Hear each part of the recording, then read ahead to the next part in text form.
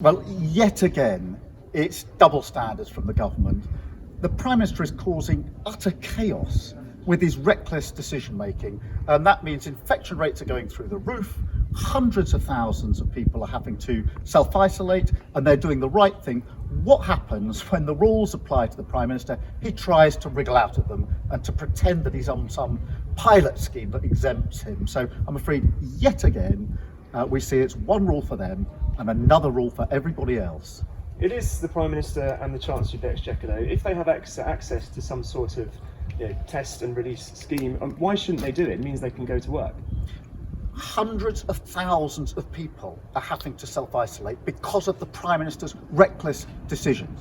He expects them to follow the rules. As soon as the rules apply to him, what does he do? He tries to wriggle out. And the only reason that he's U-turned on this is because he's been busted. It's like bank robbers who got caught and now they're offering the money back. One rule for them, another rule for everybody else. It's contemptuous of the British public.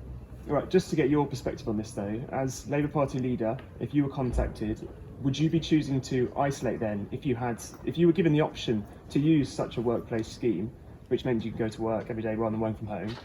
Would you as Labour Party leader be choosing to isolate instead? I would follow the rules, and if I was asked to self-isolate, I would self-isolate. I wouldn't do what the Prime Minister has done and pretend I was on some scheme randomly chosen to get out of the rules that are being applied to other people. But the root problem here is the reckless decision-making of the government. Tomorrow they're going to lift all restrictions in one go. That is reckless and it is wrong, and that is what's causing all of these difficulties. But honestly, for the Prime Minister to try and wriggle out the rules at the first opportunity, I think the British public will draw their own conclusions from that.